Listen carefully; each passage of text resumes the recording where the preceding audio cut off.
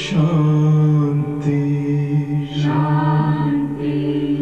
अंतर मन में ज्योति जगा लो, होगा दूर अंधेरा।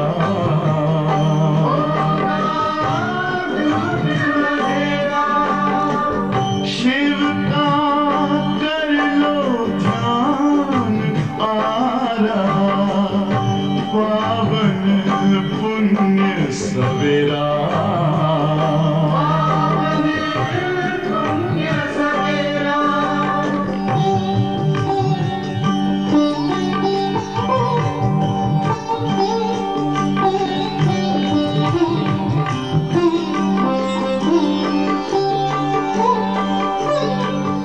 तुम हो कौन, कहाँ से आए, अपने आप को जानो। राजयोग के द्वारा अपना परम पिता पहचानो। इसी राजपथ पर चलकर तुम पालो अपना बसेरा।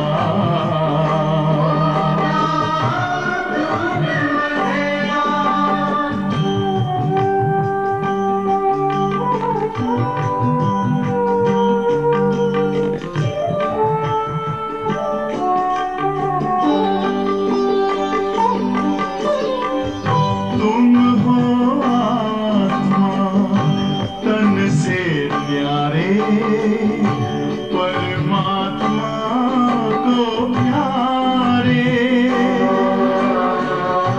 दिव्य गुणों को धारण करके योगी बनो दुलारे। ज्योति बिंदु ही तोड़ेगा ये माया मोह का घेरा।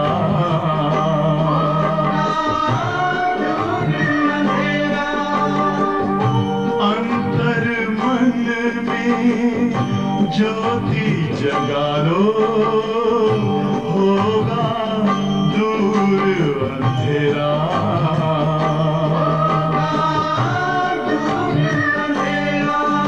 ओम शांति, ओम शांति, ओम शांति।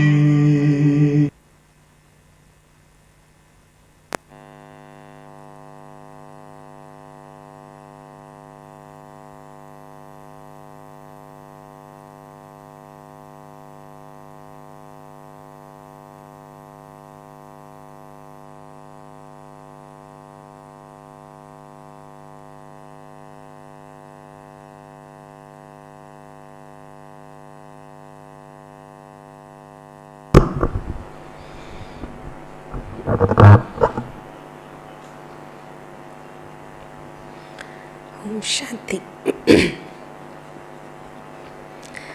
आज संडे की अव्यक्त वाणी है।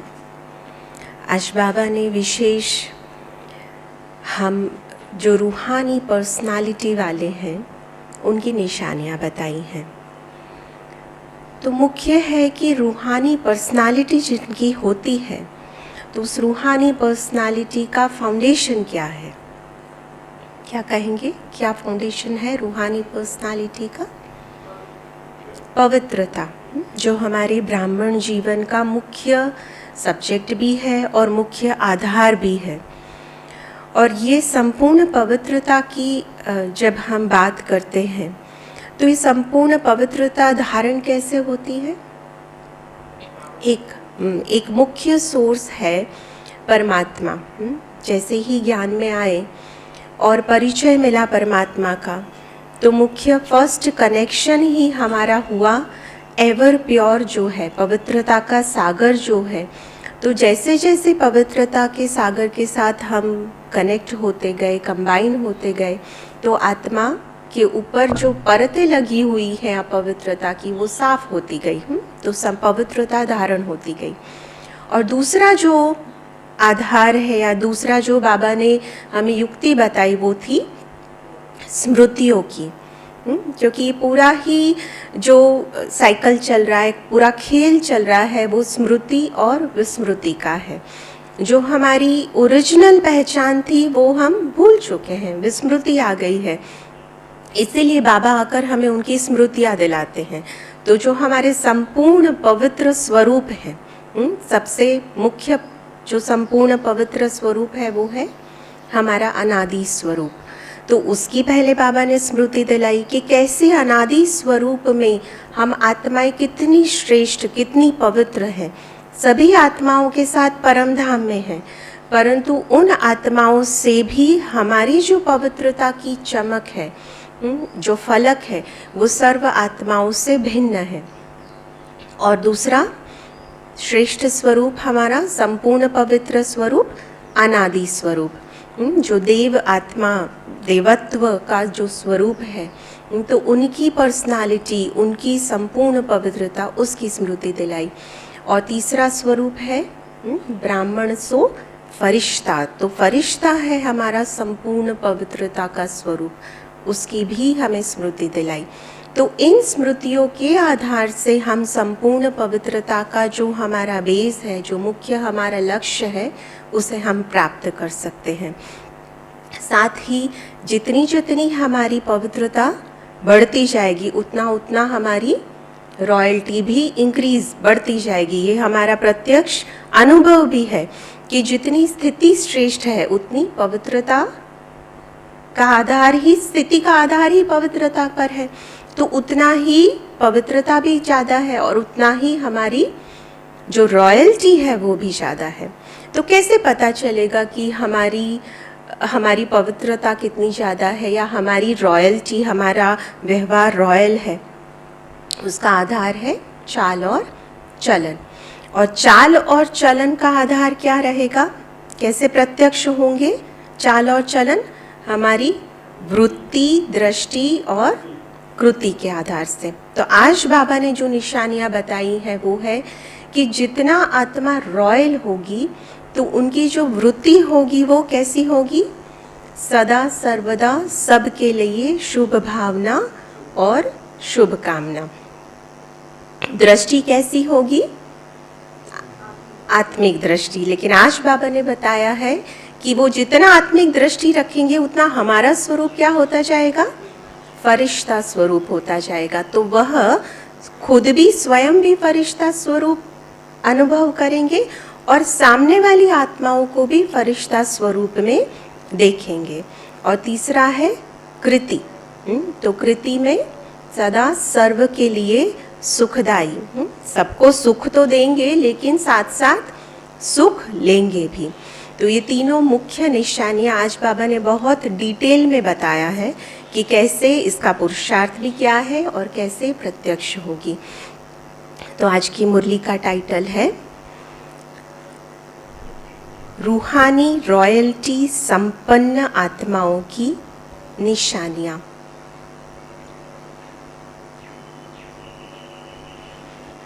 आज 16 तारीख की अव्यक्त वाणी है और मुरली का टाइटल है रूहानी रॉयल्टी संपन्न आत्माओं की निशानियाँ। आज बाप दादा चारों ओर के अपने रूहानी रॉयल फैमिली को देख रहे हैं। सारे कल्प में सबसे रॉयल आप आत्माएं ही हो। वैसे हद के राज्य अधिकारी रॉयल फैमिली बहुत गाए हुए हैं, लेकिन रूहानी रॉयल फैमिली सिर्फ आप ही गाए हुए हो। बाकी रॉयल आत्माएं सब हैं, लेकिन आगे रूहानी का टाइटल किसी को नहीं मिलता है। तो रूहानी फैमिली का जब गायन होता है तो हम आत्माएं ही हैं। आप रॉयल फैमिली की आत्माएं आदि काल में भी और अनादि काल में भी और वर्तमान संगम युग में भी रूहानी रॉयल्टी वाले हो। तीनों ही, अनादि काल, आदि काल और वर्तमान संगम युग का काल, तीनों में ही हमारी रूहानी रॉयल्टी है। अनादि काल स्वीट होम में भी आप विशेष आत्माओं की रूहानियत की झलक, चमक सर्व आत्माओं से श्रेष्ठ है। आत्माएं सभी चमकती हुई ज्योति स्वरूप हैं, फिर भी आपकी रूहानी रॉयल्टी की चमक अलौकिक है। तो बाबा ने विशेष कहा कि सर्व आत्माएं जो भी परम धाम में है, सबकी चमक तो है ही, लेकिन आप जो रूहानी रॉयल्टी वाली आत्माएं हैं, उनकी चमक जो है वो विशेष है।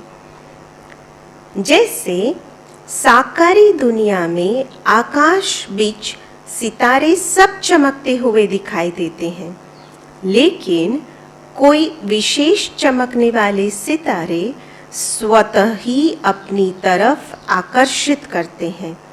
लाइट होते हुए भी उन्हों की लाइट विशेष चमकती हुई दिखाई देती है।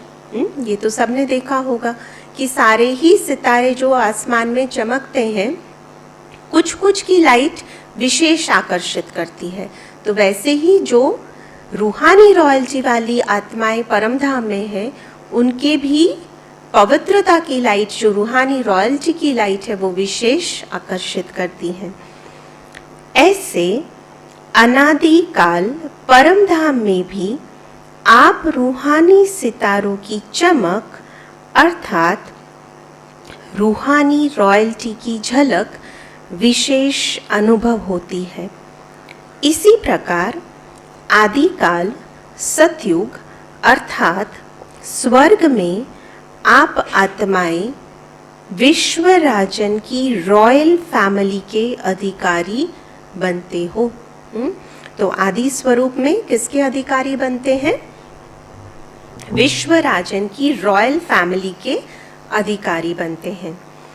हर एक राजा की रॉयल फैमिली होती है, लेकिन आप आत्माओं की रॉयल फैमिली की रॉयल्टी व देव आत्माओं की रॉयल्टी सारे कल्प में और किसी रॉयल फैमिली की हो ही नहीं सकती। राजाओं की रॉयल फैमिली तो इवन त्रेता के बाद द्वापर में भी चली, लेकिन बाबा कहते हैं कि आपकी जो रूहानी रॉयल्टी जो स्वर्ग में थी, उसकी कंपैरिजन किसी के साथ नहीं हो सकती। इतनी श्रेष्ठ रॉयल्टी चैतन्य स्वरूप में प्राप्त की है, जो आपके जड़ चित्रों की भी कितनी रॉयल्टी से पूजा होती है। ओके, तो उसका निशानी क्या है कि कितनी रॉयल्टी थी, कि जड़ चित्रों की भी पूजा इतनी श्रेष्ठ होती है। सारे कल्प के अंदर रॉयल्टी की विधि प्रमाण और कोई भी धर्म पिता, धर्म आत्मा या महान आत्मा की ऐसे पूजा नहीं होती है। होती है किसी भी धर्म आत्मा की ऐसे पूजा, धर्म पिता की पूजा हो, महान आत्मा की पूजा नहीं होती है। तो सोचो, जब जड़ चित्रों में भी रॉयल्टी की पूजा है, तो चैतन्य में कितने रॉयल फैमिली के बनते हो? तो इतने रॉयल हो? बाबा पूछते हैं कि इतने रॉयल हैं, चेक करना है, वह बन रहे हैं। अभी संगम पर भी रूहानी रॉयल्टी अर्थात फरिश्ता स्वरूप बनते हो। रूहानी बाप की रूहानी रॉयल फैमिली बनते हो। तो अनादि काल, आदि काल और संगम युगी काल, तीनों ही काल में नंबर 1 रॉयल बनते हो। ये नशा रहता है कि हम तीनों काल में भी रूहानी रॉयल्टी वाली आत्माएं हैं। देखो, अभी की भी कोई भी आत्माएं जो ऊंच पोजीशन पर होती है, तो उनका भी उनको नशा रहता है ना कि हम इतनी ऊंच पोजीशन पे है, और वो नशा उनके चाल और चलन से दिखता है। तो बाबा कहते हैं कि हम तो तीनों ही काल में इतने रूहानी रॉयल्टी वाले रहे हैं, तो उसका जो नशा है, उसकी जो फलक है, वो रहती है। इस रूहानी रॉयल्टी का फाउंडेशन क्या है? संपूर्ण प्योरिटी। संपूर्ण प्योरिटी ही रॉयल्टी है। तो अपने से पूछो कि रूहानी रॉयल्टी की झलक आपके रूप से सबको अनुभव होती है? क्या पूछना है? रूहानी रॉयल्टी की झलक हमारे स्वरूप से सबको अनुभव होती है? रूहानी रॉयल्टी की फलक हर चरित्र से अनुभव होती है? पहले तो झलक सबको अनुभव होती है रूहानी रॉयल्टी की, ये पूछना है। और रूहानी रॉयल्टी की फलक हमारे हर एक चरित्र से अनुभव होती है। लौकिक दुनिया में भी अल्पकाल की रॉयल्टी न जानते हुए भी चेहरे से, चलन से अनुभव होती है। हम सपोज किसी को नहीं भी जानते हैं कि ये कौन सी पोजीशन पर है, लेकिन उनके चेहरे और चलन से अनुभव होगी। तो रूहानी रॉयल्टी गुप्त नहीं रह सकती, वो भी दिखाई देती है। तो हर एक नॉलेज के दर्पण में अपने को देखो कि मेरे चेहरे पर, चलन में रॉयल्टी दिखाई देती है। वह साधारण चेहरा, साधारण चलन दिखाई देती है। तो किस में चेक करेंगे कि हमारी साधारण चलन है व रॉयल चलन है? बाबा ने कौन सा दर्पण दिया है? नॉलेज के दर्पण में चेक करना है। जैसे सच्चा हीरा अपनी चमक से कहाँ भी छिप नहीं सकता, ऐसे रूहानी चमक वाले, रूहानी रॉयल्टी वाले छिप नहीं सकते। कई बच्चे अपने को खुश करने के लिए सोचते हैं और कहते भी हैं कि हम गुप्त आत्माएं हैं, इसलिए हमको कोई पहचानता नहीं है।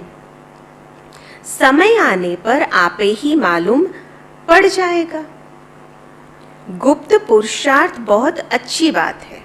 तो बाबा कहते हैं कि गुप्त पुरुषार्थ अच्छी बात है, लेकिन स्वयं अगर हम कहें कि हम तो गुप्त पुरुषार्थी हैं, समय पर पता चल जाएगा। लेकिन जो गुप्त पुरुषार्थ होता है, किसी को बताने की ज़रूरत नहीं है कि हम क्या पुरुषार्थ कर रहे हैं, लेकिन अंदर से आत्मा इतनी दिव्य होती जाती है कि वो दिव्यता छुपाए भी नहीं छुपती है। तो बाबा कहते हैं कि लेकिन गुप्त पुरुषार्थी की झलक और फलक व रूहानी रॉयल्टी की चमक औरों को अनुभव जरूर कराएगी। स्वयं को चाहे कितना भी गुप्त रखे, लेकिन उनके बोल, उनका संबंध, संपर्क, रूहानी व्यवहार का प्रभाव उनको प्रत्यक्ष करता है। कहाँ से प्रत्यक्षता होगी? पुरुषार्थ भले गुप्त है, उसका वर्णन नहीं किया है, लेकिन बोल, संबंध, संपर्क और व्यवहार, इन तीनों से प्रत्यक्षता ऑटोमेटिकली होगी, जिसको साधारण शब्दों में दुनिया वाले बोल और चाल कहते हैं। तो स्वयं को प्रत्यक्ष नहीं करते, गुप्त रखते, यह निर्माणता की विशेषता है। लेकिन दूसरे उनके बोलचाल से अनुभव अवश्य करेंगे। दूसरे कहे कि यह गुप्त पुरुषार्थी है, तो बाबा कहते हैं राइट है कि दूसरों को कैसे पता चला कि यह गुप्त पुरुषार्थी है? क्योंकि चाल और चलन व्यवहार में आया तो पता चला, लेकिन स्वयं हम कहे गुप्त पुरुषार्थी है बाबा कहते हैं वो राइट नहीं है। अगर स्वयं को कहते हैं कि मैं गुप्त पुरुषार्थी हूँ, तो यह गुप्त रखा या प्रत्यक्ष किया? ये तो प्रत्यक्ष कर दिया। कह रहे हैं गुप्त, लेकिन बोल रहे हो कि मैं गुप्त पुरुषार्थी हूँ, यह गुप्त हुआ?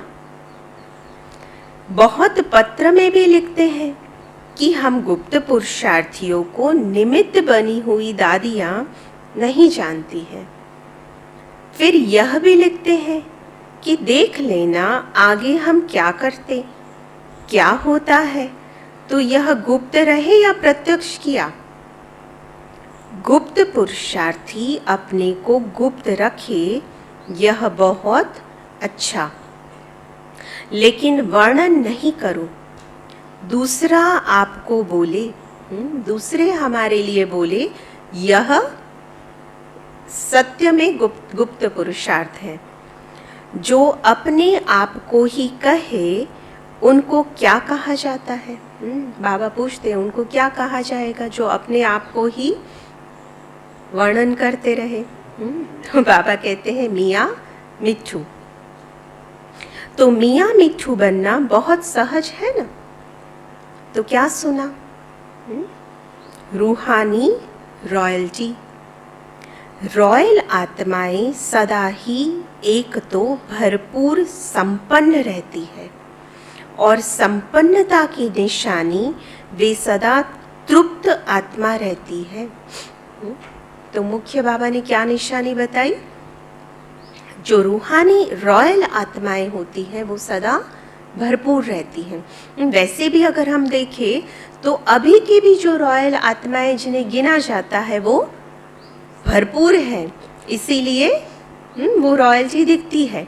तो बाबा अभी भी कहते हैं कि रॉयल आत्माएं सदा भरपूर संपन्न रहती है, और संपन्नता की निशानी वे हमेशा तृप्त रहती है। तृप्त आत्मा हर परिस्थिति में हर आत्माओं के संबंध संपर्क में आते हुए जानते हुए संतुष्ट रहती है। अभी जो आत्मा तृप्त है वह फर्दर एक और स्टेप क्या रहेगा? किसी के भी संबंध संपर्क में आते हुए किसी भी परिस्थिति में जानते हुए संतुष्ट रहती है। चाहे कोई कितना भी असंतुष्ट करने की परिस्थितियां उनके आगे लाए, लेकिन संपन्न तृप्त आत्मा असंतुष्ट करने वाले को भी संतुष्टता का गुण सहयोग के रूप में देंगी। चाहे कोई भी व्यक्ति असंतुष्ट करने वाला सामने आए, लेकिन जो आत्मा रॉयल है, स्वयं तृप्त है, स्वयं संतुष्ट है, वह संतुष्टता का गुण उस आत्मा को भी देंगी। ऐसी आत्मा के प्रति रहमदिल बन शुभ भावना और शुभ कामना द्वारा उनको भी परिवर्तन करने का प्रयत्न करेंगे। कैसे सहयोग कैसे देंगे संतुष्टता का? बोल कर नहीं देना है, लेकिन शुभ भावना और शुभ कामना से ऐसी आत्मा को परिवर्तन करने का सहयोग देंगी। रूहानी रॉयल आत्माओं का यही श्रेष्ठ कर्म है। जैसे स्थूल रॉयल आत्माएं कभी भी छोटी छोटी बातों में, छोटी छोटी चीज़ों में अपनी बुद्धि व समय नहीं देती, देखते भी नहीं देखती, सुनते भी नहीं सुनती, ऐसे रूहानी रॉयल आत्मा किसी भी आत्मा की छोटी छोटी बातों में जो रॉयल नहीं है उनमें अपनी बुद्धि व समय नहीं देंगी। इसका बहुत पुरुषार्थ करना पड़ेगा, मुख्य निशानी है। तो बाबा ने बताया कि अभी की भी जो रॉयल आत्माएं हैं वो छोटी छोटी बातों में जो इम्पोर्टेंट नहीं है उसमें अपना समय नहीं दे रही है। तो वैसे ही रूहानी जो रॉयल आत्माएं हैं वह भी छोटी छोटी जो व्यर्थ बातें हैं उनमें अपना समय वेस्ट नहीं करेंगे। दुनिया वाले कहते हैं कि रॉयल्टी अर्थात किसी भी हल्की बात में आंख नहीं डूबती। रूहानी रॉयल आत्माओं के मुख से कभी व्यर्थ व साधारण बोल नहीं निकलेंगे। हर बोल युक्ति युक्त होगा। युक्ति युक्त का अर्थ है व्यर्थ भाव से परे अव्यक्त भाव, अव्यक्त भावना। इसको कहा जाता है रॉयल्टी। तो कौन कौन सी निशानियां बताई बाबा ने? जो रूहानी रॉयल आत्माएं होंगी वो सदा भरपूर संपन्न होंगी और भरपूर संपन्न होने के कारण तृप्त रहेंगी, और तृप्त है तो सदा संतुष्ट है, और बिकॉज संतुष्ट है तो वो दूसरी जो असंतुष्ट आत्माएं हैं, सपोज सामने ऐसा असंतुष्टता का व्यवहार भी करते हैं, ऐसी परिस्थिति भी आती है, तो उन आत्माओं को भी संतुष्टता का, संतुष्ट करने का सहयोग देंगी। किस प्रकार देंगी? अपनी शुभ भावना और शुभ कामना से देंगी। और छोटी छोटी बातों में अपना समय व्यर्थ नहीं गवाएंगे। और बोल कैसे रहेंगे? व्यर्थ साधारण बोल नहीं रहेंगे, लेकिन सदा युक्ति युक्त, अव्यक्त, व्यर्थ भाव से परे बोल रहेंगे। इस समय की रॉयल्टी भविष्य की रॉयल फैमिली में आने के अधिकारी बनाती है। तो इस समय जब हमारा ऐसा रॉयल्टी का अनुभव, पुरुषार्थ रहेगा, अनुभव रहेगा, तो वही हमें रॉयल फैमिली में आने का अधिकारी बनाएंगी। तो चेक करो, वृत्ति रॉयल है। अभी बाबा चेक करा रहे हैं कि वृत्ति रॉयल है। वृत्ति रॉयल अर्थात सदा शुभ भावना, शुभ कामना की वृत्ति से हर एक आत्मा से व्यवहार में आए। तो हर एक आत्मा से व्यवहार में कैसे आना है? शुभ भावना, शुभ कामना की वृत्ति से। रॉयल दृष्टि अर्थात सदा फरिश्ता स्वरूप से, सदा फरिश्ता रूप से औरों को भी फरिश्ता रूप देखे। कृति अर्थात कर्म में सदा सुख देना, सुख लेना। इस श्रेष्ठ कर्म के प्रमाण संपर्क में आए। ऐसे रॉयल बने हो। तो चेक करना है। बाबा पूछते हैं कि तीनों वृत्ति, दृष्टि और कृति में रॉयल्टी की निशानी बताई ना। तो वृत्ति में शुभ भावना, शुभ कामना, दृष्टि में फरिश्ता स्वरूप और कृति में सुखदाई। तो ऐसे रॉयल बने हो कि बनना है। ब्रह्मा बाप के बोल और चाल, चेहरे और चलन की रॉयल्टी को देखा। ऐसे फॉलो ब्रह्मा बाप। साकार को फॉलो करना तो सहज है ना। ब्रह्मा को फॉलो किया तो शिव बाप को फॉलो हो ही जाएगा। एक को तो फॉलो कर सकते हो ना। बाप समान बनने के पॉइंट्स तो रोज सुनते हो। सुनना अर्थात फॉलो करना। कॉपी करना तो सहज होता है, कि कॉपी करना भी नहीं आता। बाबा पूछते हैं कि कॉपी करना तो इजी है। बाप दादा आज मुस्कुरा रहे थे कि मधुबन में आते हैं तो विशेष गुरुवार के दिन क्या करते हैं? एक तो भोग लगाते हैं, और क्या करते हैं जो सिर्फ मधुबन में ही करते हैं? तो वो है जीते जी मरने का भोग। आप सब ने जीते जी मरने का भोग लगा लिया है। बाप दादा मुस्कुरा रहे थे कि जीते जी मरना कहकर मनाना तो सहज है, श्रेष्ठ स्टेज पर बैठ गए, तिलक लगा लिया, मर गए। लेकिन जीते जी मरना अर्थात पुराने संस्कारों से मरना। पुराने संस्कार, पुराने संसार की आकर्षण से मरना, यह है जीते जी मरना। तो क्या है जीते जी मरना? पुराने संसार और पुराने संस्कार की आकर्षण से मरना। क्योंकि पुराने संसार से ऐसे तो अभी मर नहीं सकते, लेकिन जो उसकी अट्रैक्शन होती है, आकर्षण होती है, उससे मरना। भोग लगा दिया, भंडारी में जमा कर दिया और जीते जी मरना हो गया। यह तो बहुत सहज है। स्थूल रूप में बाबा कहते हैं बहुत सहज है, लेकिन मर गए।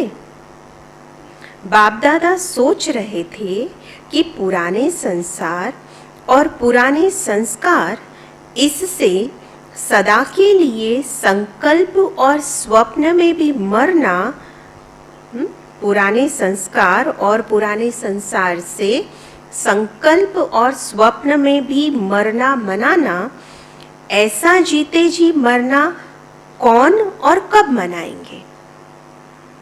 अगर स्टेज पर बिठाते हैं तो सब के सब बैठ जाते हैं। स्टेज पर बैठना यह तो कॉमन बात है, लेकिन बुद्धि को बिठाना, इसको कहा जाता है यथार्थ जीते जी मरना मनाना। तो किसको बिठाना है? बुद्धि को जीते जी मरने की स्टेज पर बिठाना, यह है यथार्थ मरना। जब मर गए, मरना अर्थात परिवर्तन होना, तो ऐसा जीते जी मरना, उसके लिए कितने तैयार होंगे कि सेंटर पर जाकर के कहेंगे कि क्या करें, चाहते नहीं थे लेकिन हो गया। यहाँ तो जीते जी मरना मना कर जाते हैं, फिर जब कोई बात सामने आती है तो जिंदा हो जाते हो। ऐसे नहीं करना।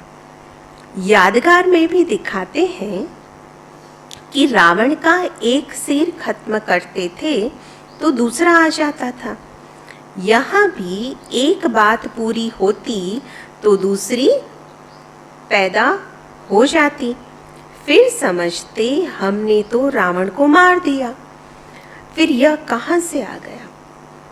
लेकिन मूल फाउंडेशन को समाप्त न करने के कारण एक रूप बदल दूसरे रूप में आ जाते हैं। तो रावण का 10 शीश है ना, तो बाबा कहते हैं एक को समाप्त किया, लेकिन फाउंडेशन समाप्त नहीं हुआ है, तो एक स्वरूप बदलकर दूसरे स्वरूप में माया आई जाती है। फाउंडेशन को खत्म कर दो तो रूप बदल करके माया वार नहीं करेगी, सदा के लिए विदाई ले जाएगी। समझा क्या बनना है? रूहानी रॉयल्टी वाले। सदैव यह चेक करो कि हर कर्म रूहानी रॉयल परिवार के प्रमाण है। हर कर्म रूहानी रॉयल परिवार के प्रमाण है। जब 99% बोल, कर्म और संकल्प रॉयल्टी के हो, तब समझो भविष्य में भी रॉयल फैमिली में आएंगे। कितना % बताया बाबा ने? 99% बोल, कर्म और संकल्प, यह रूहानी रॉयल फैमिली के आधार पर होना चाहिए। ऐसे नहीं सोचना हम तो आ ही जाएंगे। चलो संपन्न नहीं बने हैं तो 1% फ्री देते हैं। तो 1% भी फ्री क्यों दिया? क्योंकि संपन्न नहीं बने हैं। लेकिन 99% रॉयल्टी के संस्कार, बोल और संकल्प नेचुरल होने चाहिए। बार बार युद्ध नहीं करने पड़े, नेचुरल संस्कार हो जाए। अच्छा, चारों ओर के रूहानी रॉयल्टी वाली रॉयल आत्माओं को सदा प्योरिटी द्वारा रॉयल्टी अनुभव कराने वाली आत्माओं को सदा फरिश्ता स्वरूप के संस्कार को प्रैक्टिकल में लाने वाली आत्माओं को सदा ब्रह्मा बाप को फॉलो करने वाली आत्माओं को सदा श्रेष्ठ ब्राह्मण संसार में ब्राह्मण संस्कार अनुभव करने वाले रूहानी रॉयल परिवार को बाप दादा का याद, प्यार और नमस्ते। हम रूहानी बच्चों की रूहानी बाप दादा को याद, प्यार, गुड मॉर्निंग और नमस्ते। तो क्या कहा बाबा ने आज?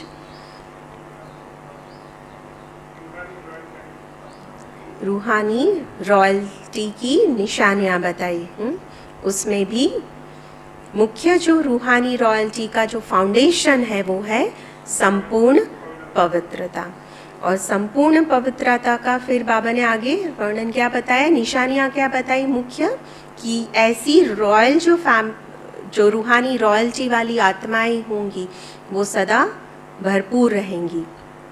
जितनी भरपूर है उतनी तृप्त है, और जितनी तृप्त होंगी उतना संतुष्ट होंगी। और ऐसी संतुष्ट आत्माएं दूसरों को भी संतुष्ट करने का सहयोग देंगे। तो चाहे कैसी भी परिस्थिति वाली आत्माएं, कैसी भी असंतुष्ट आत्माएं सामने आए, लेकिन उनको अपनी शुभ भावना और शुभ कामना से संतुष्टता का सहयोग देंगे।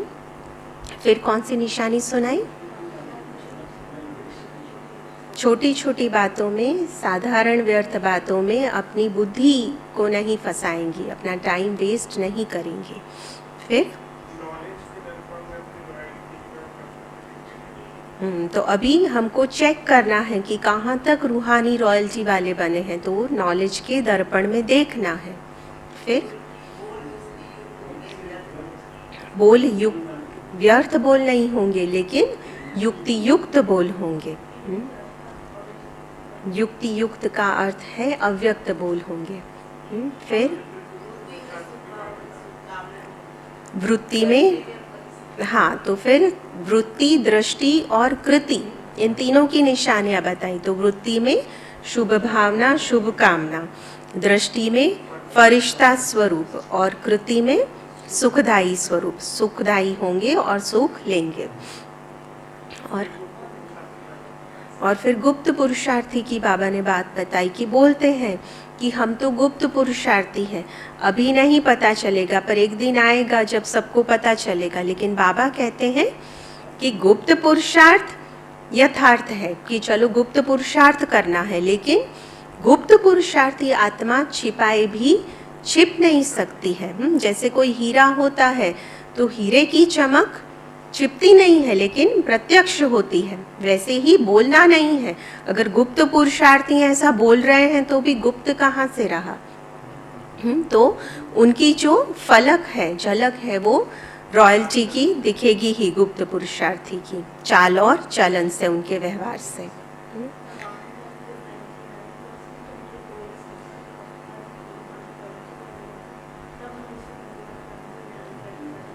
तो 99% रूहानी रॉयल्टी के कर्म, बोल और संकल्प होंगे, तब रूहानी फैमिली में आ सकेंगे। तो इतना पुरुषार्थ करना है। बाबा ने फिर भी 1% बाबा कहते हैं कि मार्जिन दिया।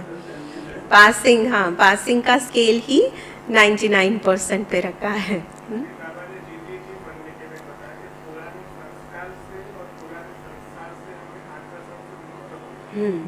तो जीते जी यथार्थ मरना मतलब पुराने संस्कार और पुराने संसार के आकर्षण से मुक्त होना, उसको कहेंगे जीते जी मरना। तो बुद्धि को उस जीते जी मरने की स्टेज पर यथार्थ सेट करना है।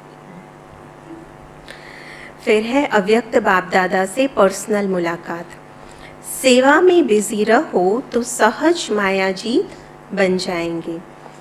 सदा अपनी शक्तिशाली वृत्ति से वायुमंडल को परिवर्तन करने वाली विश्व परिवर्तक आत्माएं हो ना। इस ब्राह्मण जीवन का विशेष ऑक्यूपेशन क्या है? अपनी वृत्ति से, वाणी से और कर्म से विश्व परिवर्तन करना। तो सभी ऐसी सेवा करते हो या टाइम नहीं मिलता है, वाणी के लिए समय नहीं है, तो वृत्ति से, मनसा सेवा से परिवर्तन करने का समय तो है ना। सेवाधारी आत्माएं सेवा के बिना रह नहीं सकती। ब्राह्मण जन्म है ही सेवा के लिए, और जितना सेवा में बिजी रहेंगे उतना ही सहज मायाजीत बनेंगे। तो सेवा का फल भी मिल जाए और मायाजीत भी सहज बन जाए, डबल फायदा है ना। जरा भी बुद्धि को फिर फुर्सत मिले तो सेवा में जुट जाओ। तो अगर स्थूल सेवा नहीं भी कर सकते, बाबा कहते हैं, फिर भी मनसा सेवा में जुट जाना है। वैसे भी पंजाब हरियाणा में सेवा भाव ज़्यादा है। गुरुद्वारों में जाकर सेवा करते हैं ना, वह है स्थूल सेवा, और यह है रूहानी सेवा। सेवा के सिवाय समय गंवाना नहीं है। निरंतर योगी, निरंतर सेवाधारी बनो। चाहे संकल्प से करो, चाहे वाणी से, चाहे कर्म से। अपने संपर्क से भी सेवा कर सकते हो। चलो मनसा सेवा करना नहीं आवे, लेकिन अपने संपर्क से, अपनी चलन से भी सेवा कर सकते हो। यह तो सहज है ना। तो चेक करो कि सदा सेवाधारी हैं व कभी कभी के सेवाधारी हैं। अगर कभी कभी के सेवाधारी होंगे तो राज्य भाग्य भी कभी कभी मिलेगा। इस समय की सेवा भविष्य प्राप्ति का आधार है। कभी भी कोई यह बहाना नहीं दे सकते कि चाहते थे लेकिन समय नहीं है। तो बाबा कहते हैं कि कभी ये बहाना नहीं दे सकते हैं कि सेवा के लिए समय नहीं था। बाबा ने सारी ऑप्शंस दे दी, चाहे मनसा, वाचा, कर्मणा या अपनी चाल चलन से कैसे भी सेवा कर सकते हैं। कोई कहते हैं शरीर नहीं चलता है, टांगे नहीं चलती हैं, क्या करे। कोई कहते हैं कमर नहीं चलती, कोई कहते हैं टांगे नहीं चलती, लेकिन बुद्धि तो चलती है ना। तो बुद्धि द्वारा सेवा करो। आराम से पलंग पर बैठकर सेवा करो। अगर कमर टेढ़ी है तो लेट जाओ, लेकिन सेवा में बिजी रहो। कुछ भी हो जाए लेकिन सेवा में बिजी रहो। बिजी रहना ही सहज पुरुषार्थ है। क्योंकि बिजी नहीं रहेंगे तो बुद्धि तो इधर उधर, मन इधर उधर भागेगा, तो बुद्धि उसका चित्रांकन करती ही रहेगी। मेहनत नहीं करनी पड़ेगी। बार बार माया आवे और भगाओ तो मेहनत होती है, युद्ध होती है। बिजी रहने वाले युद्ध से छूट जाते हैं। बिजी रहेंगे तो माया की हिम्मत नहीं होगी आने की। और जितना अपने को बिजी रखेंगे उतना ही आपकी वृत्ति से वायुमंडल परिवर्तन होता रहेगा। कोई भी ब्राह्मण आत्मा यह नहीं सोच सकती कि क्या करे, वायुमंडल बहुत खराब है। खराब है तब तो परिवर्तन करते हो। खराब ही नहीं होगा तो क्या करेंगे? अच्छे को बदलेंगे क्या? तो विश्व परिवर्तक का काम है बुरे को अच्छा बनाना। तो बुरा तो होगा ही। बुरे को अच्छा बनाने वाले कौन हैं? बाबा कहते हैं अब को अच्छा बनाने वाले आप हो। विश्व परिवर्तन का कार्य किया है तब तो अब तक भी आपका गायन है। शक्तियों के गायन में आपकी कितनी महिमा करते हैं, तो अपनी महिमा सुनते हुए खुशी होती है ना। अच्छा, फिर आज का वरदान है, सेवा का प्रत्यक्ष फल खाते, सेवा का प्रत्यक्ष फल खाते, एवर हेल्दी, वेल्दी और हैप्पी रहने वाले, एवर हेल्दी, वेल्दी और हैप्पी रहने वाले, सदा खुशहाल भव। विस्तार है। जैसे साकार दुनिया में कहते हैं कि ताज़ा फल खाओ तो तंदुरुस्त रहेंगे, हेल्दी रहने का साधन फल बताते हैं, और आप बच्चे तो हर सेकंड प्रत्यक्ष फल खाने वाले हो। इसलिए यदि आपसे कोई पूछे कि आपका हालचाल क्या है, तो बोलो हाल है खुशहाल और चाल है फरिश्तों की। हम हेल्दी भी हैं, वेल्दी भी हैं, तो हैप्पी भी हैं। ब्राह्मण कभी उदास हो नहीं सकते। स्लोगन है, पवित्र आत्मा ही स्वच्छता और सत्यता का दर्पण है। पवित्र आत्मा ही स्वच्छता और सत्यता का दर्पण है।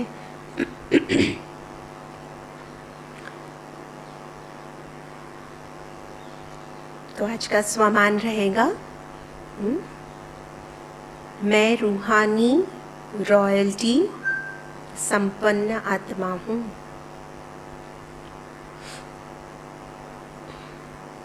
और चिंतन रहेगा,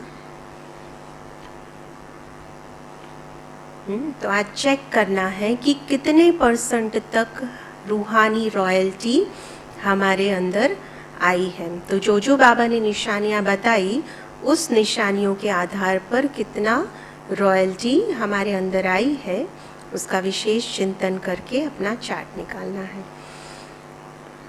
सूचना है, आज मास का तीसरा रविवार है।